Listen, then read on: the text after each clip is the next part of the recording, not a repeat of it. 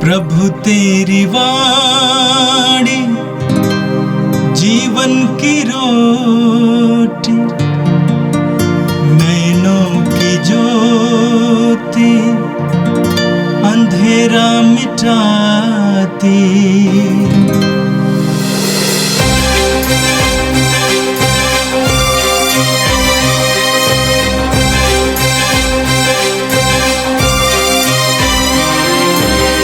प्रभु तेरी वाणी जीवन की रोटी, नैनों की ज्योति अंधेरा मिटाती। प्रभु तेरी वाणी जीवन की रोटी, नैनों की ज्योति अंधेरा मिटाती। वाणी वाणी वाणी वाणी वाणी पवित्र है, शाश्वत है, जीवन का मन्ना है। 19 मई गुरुवार। पहला पाठ प्रेरित चरित्र अध्याय 15 पद संख्या 7 से 21 तक। पाठ का मूल वाक्य है, मेरा विचार यह है कि जो गैर यहूदी ईश्वर की ओर अभिमुख होते हैं उन पर अनावश्यक भार ना डाला जाए। जब बहुत वाद विवाद हो चुका था तो पेत्रुस ने उठकर यह कहा, भाइयों, आप जानते हैं कि ईश्वर ने पिछले दिनों आप लोगों में से मुझे चुनकर निश्चय किया कि गैर यहूदी मेरे मुख से सुसमाचार का वचन सुने और विश्वास करें। ईश्वर मनुष्य का हृदय जानता है। उसने उन लोगों को हमारे ही समान पवित्र आत्मा प्रदान किया है। इस प्रकार उसने उनके पक्ष में साक्ष्य दिया और विश्वास द्वारा उनका हृदय शुद्ध कर हम में और उनमें कोई भेद नहीं किया। जो जुआ न तो हमारे पूर्वज ढोने में असमर्थ थे और न हम उसे शिष्यों के कंधों पर लाद कर आप लोग अब ईश्वर की परीक्षा क्यों लेते हैं। हमारा विश्वास तो यह है कि हम और वे भी प्रभु यीशु की कृपा द्वारा ही मुक्ति प्राप्त करेंगे। सब चुप हो गए। वे बरनबास तथा पौलुस की बातें सुनते रहे जो उन चिन्हों तथा चमत्कारों के विषय में बता रहे थे जिन्हें ईश्वर ने उनके द्वारा गैर यहूदियों के बीच दिखाया था। जब वे कह चुके थे तो याकूब बोला, भाइयों, मेरी बात सुनिए। सिमोन ने हमें बताया कि पिछले दिनों ईश्वर ने किस प्रकार गैर यहूदियों में से अपने लिए एक प्रजा चुनने की कृपा की है। यह नबियों की शिक्षा के अनुसार ही है, क्योंकि लिखा है, इसके बाद मैं लौटकर दाऊद का गिरा हुआ घर फिर उठाऊंगा। मैं उसके खंडरों का पुनः निर्माण करूंगा और उसे फिर खड़ा करूंगा, जिसे मानव जाति के अन्य लोग अर्थात सभी राष्ट्र जिन्हें मैंने अपनाया है प्रभु की खोज में लगे रहें। जो ये कार्य संपन्न करता और प्राचीन काल से जानता है, वही प्रभु यह कहता है। इसलिए मेरा विचार यह है कि जो गैर यहूदी ईश्वर की ओर अभिमुख होते हैं उन पर अनावश्यक भार ना डाला जाए, बल्कि पत्र लिखकर उन्हें आदेश दिया जाए कि वे देव मूर्तियों पर चढ़ाए हुए मांस से, वे विचार से, गला घोटे हुए पशुओं के मांस से और रक्त से परहेज करें, क्योंकि प्राचीन काल से नगर नगर में मूसा के प्रचारक विद्यमान हैं और उनकी संहिता प्रत्येक विश्राम दिवस को सभागृहों में पढ़कर सुनाई जाती है। यह प्रभु की वाणी है। संत योगन के अनुसार पवित्र सुसमाचार अध्याय 15 पद संख्या 9 से 11 तक। यीशु ने अपने शिष्यों से ये कहा, जिस प्रकार पिता ने मुझे प्यार किया है उसी प्रकार मैंने भी तुम लोगों को प्यार किया है। तुम मेरे प्रेम में दृढ़ बने रहो। यदि तुम मेरी आज्ञाओं का पालन करोगे तो मेरे प्रेम में दृढ़ बने रहोगे। मैंने भी अपने पिता की आज्ञाओं का पालन किया है और उसके प्रेम में दृढ़ बना रहता हूँ। मैंने तुम लोगों से ये बातें कही हैं जिससे तुम मेरे आनंद के भागी बनो और तुम्हारा आनंद परिपूर्ण हो। यह प्रभु का दिव्य सुसमाचार है। क्रिस्त प्रभु की जय। भाई और बहनों, आज का प्रथम पाठ प्रेरितों के कार्यकलाप से हमने सुना है। ये कल के पाठ का आगे का जो कुछ हुआ है इसके बारे में है। पौलुस और बरनबास वापस आए हैं। वे लोग सुसमाचार की घोषणा करते हुए लिस्त्रा, दारबे आदि जगह पर गए थे और वहाँ पर गैर यहूदी भारी मात्रा में विश्वास ग्रहण किया था और प्रभु ने चिन्ह और चमत्कार उनके जीवन में किया। परंतु पौलुस और उनके साथी को उन लोगों से विरोध के सामना करना पड़ा था जो यहूदी थे और उन्होंने भी यीशु को ग्रहण किया है। परंतु ये यहूदी परंपराओं को जारी रखना चाहता था। विशेष करके मूसा के जो संहिता है, जो आज्ञाएं हैं, जो रीति रिवाज है, उस सब को जारी रखना भी चाहता था। पौलुस उसका विरोध करते थे, इसलिए मामला यरूशलेम पहुँचे। पौलुस भी यरूशलेम पहुँचे हैं। यरूशलेम में प्रेरितों का सभा हुई। पेतरुस और याकूब आज हमारे सामने अपनी अपनी बातें रखते हैं।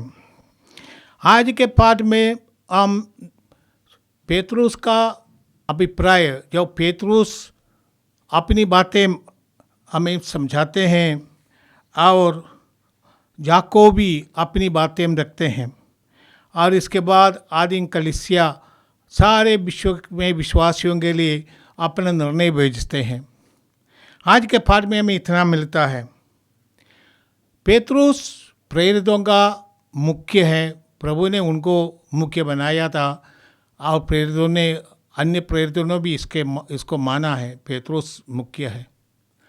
पेतरुस ने कहा, मैं भी यहूदी और यहूदी परंपराओं में लीन व्यक्ति है, परंतु प्रभु ने मुझे ये बात समझाया कि गैर यहूदी लोगों को हमें कलीसिया में, विश्वासियों के समुदाय में ग्रहण करना है। जैसे प्रेरितों का कार्यकलाप अध्याय 10 में हम पढ़ते हैं, जिस दृश्य को ईश्वर ने पेतरुस को दर्शाया था कि स्वर्ग से चादर में कई प्रकार के जानवर नीचे उतारा गया। पेतरुस को भूख लगा था, पेतरुस भूखा था। प्रभु ने उनसे कहा, जाओ, काटो, मारो, खाओ। पेतरुस ने कहा, मैं कोई अपवित्र चीज़ अभी तक खाया नहीं है। तो ईश्वर का आवाज़ आया कि जिसे ईश्वर ने पवित्र किया है तुम उसको अपवित्र मत समझना। और इसका तुरंत बाद कॉर्नेलियस की तरफ से वो बुलाया गया। पेतरुस वहाँ पर गया। कॉर्नेलियस रोमी है, गैर यहूदी है, परंतु वहाँ पर आत्मा का अभिषेक सब लोगों को मिला। पेतरुस ने देख लिया और समझ लिया कि आत्मा का अभिषेक केवल यहूदी या यहूदी संप्रदाय से आए विश्वासियों के लिए नहीं, सभी विश्वासियों के लिए है जो यीशु में विश्वास करते हैं, वो चाहे यहूदी हो और गैर यहूदी हो।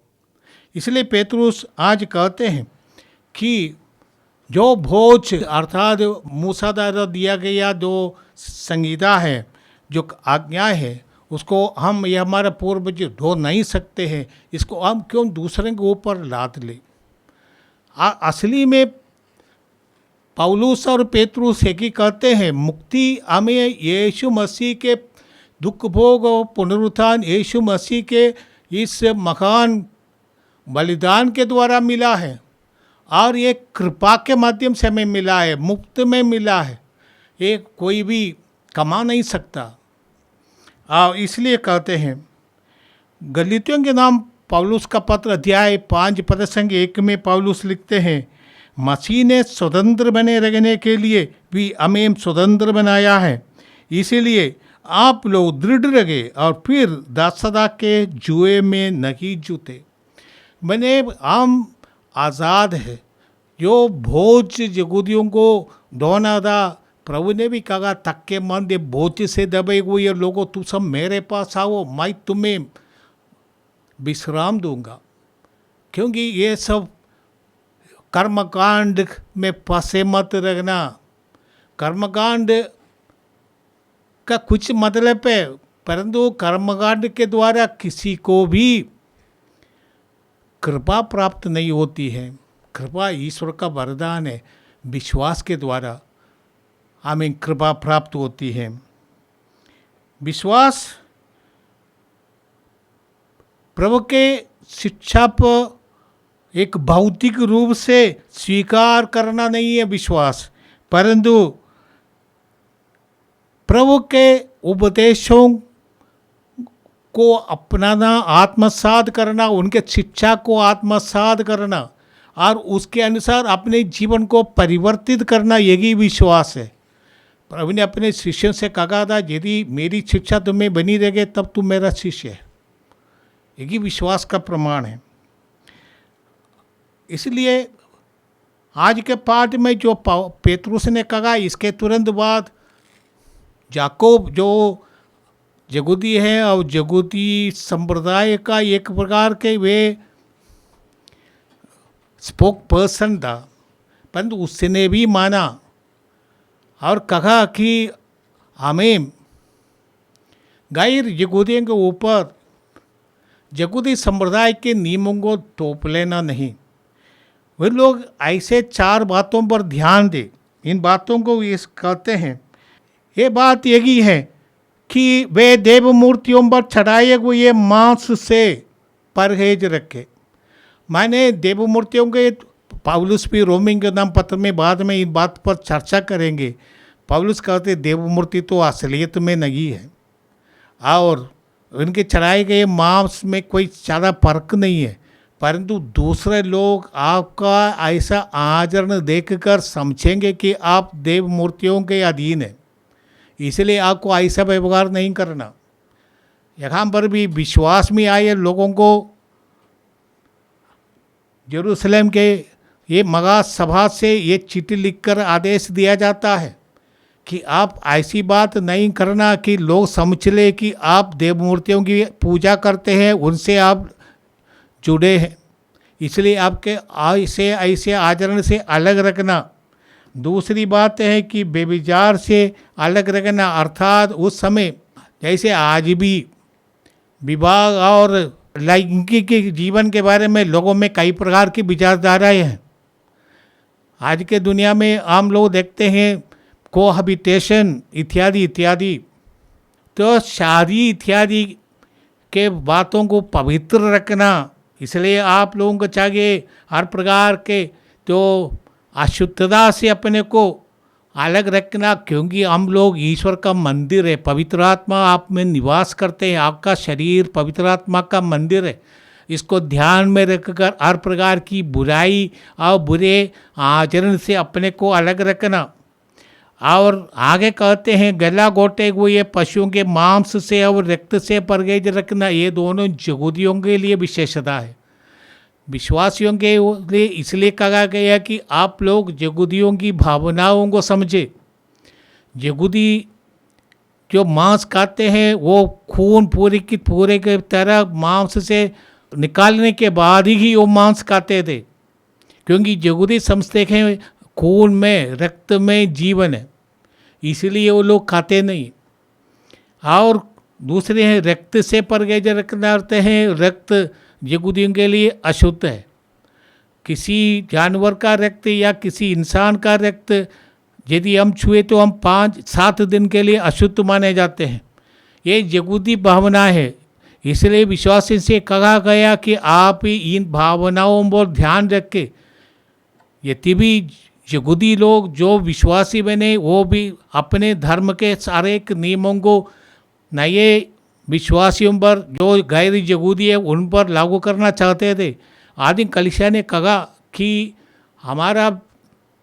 हमारे लिए कथनी जो यहूदियों के लिए अनिवार्य था इत्यादि से हम आनंद जीवन प्राप्त नहीं करते हैं, परंतु विश्वास के द्वारा, ईश्वर पर हमारी निष्ठा के द्वारा, हमारे आत्मसमर्पण के द्वारा ही हम प्रभु की कृपा का पात्र बनते हैं। मैं समझता हूँ किसी भी कर्मकांड के द्वारा, चाहे हमारा साक्रामेंट्स हो, इसके द्वारा हम अनंत जीवन के योग्य नहीं मिलता। साक्रामेंट्स इत्यादि हमारे विश्वास का एक चिन्ह होता है और इसके अंतर्गत हमारा आत्मसमर्पण है।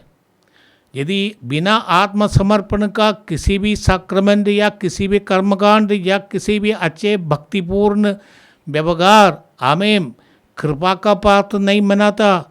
हमें हमारे आत्मसमर्पण, ईश्वर से जुड़े रहना, प्रभु से जुड़े रहने से ही हमें कृपा प्राप्त होती है। आज के सुसमाचार में हम पढ़ते हैं, आज का सुसमाचार अंतिम ब्यालू के अवसर प्रभु यीशु के अपने शिष्यों के साथ संवाद से लिया गया है। और आज प्रभु उनसे ऐसे बात रखते हैं जो महत्वपूर्ण है। प्रभु कहते हैं,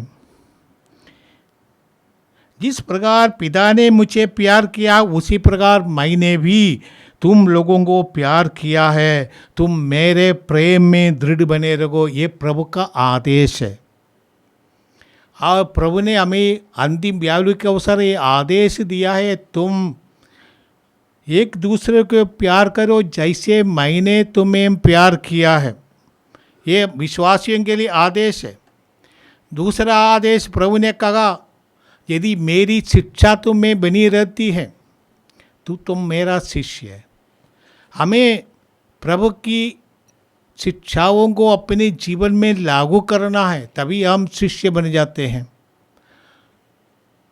हम जानते हैं कि ईश्वर प्रेम है और वो प्रेम के कारण ईश्वर ने अपने पुत्र को संसार में भेजा और यीशु हमारे बीच आए और प्रेम का जीवन बिताया। सबों को प्रेम के सूत्र में बांधने के लिए यीशु आए। यहूदी गैर यहूदी सभी लोगों को, धर्मी और अधर्मी है, उनको भी पश्चाताप के द्वारा नया बनाकर ईश्वर का प्रेम का अनुभव देने के लिए यीशु आए हैं। प्रभु ने कहा, अपने शिष्यों से कहा कि मैंने ये बातें तुम्हें इसलिए कहा कि तुम मेरे आनंद के सौभागी बने।